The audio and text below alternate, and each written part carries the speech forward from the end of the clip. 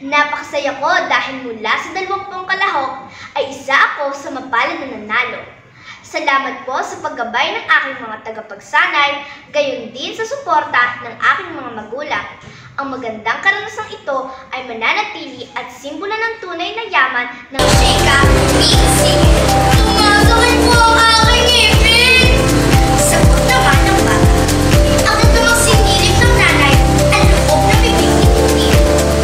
Bilang tagapagsanay, labis ang aking paghanga sa husay at galing ni Athena sa interpretatibong pagbasa. Nakita ko ang kanyang dedikasyon at pagmamahal sa wikang Filipino. Mula sa malinaw na pagbigkas hanggang sa damdamin na ipapahayag niya sa bawat salita. Siya ay tunay na inspirasyon sa lahat.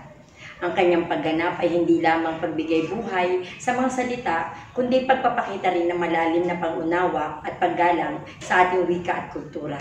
Patuloy niyang ipinamamalas na sa tamang gabay at tiyaga, kayang abutin ang tagumpay na hinahangad. Pinupuri at ipinagmamalaki ka ng ating paaralan, Athena, sa iyong pambihirang husay sa interpretatibong pagbasa. Ang iyong dedikasyon at galing ay tunay na kahanga-hanga at naipakita mo ang iyong malalim na pangunawa sa mga tekstong binabasa.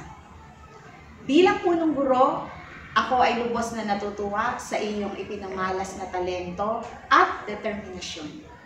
Ipagpatuloy mo ang iyong paglalakbay sa tagumpay.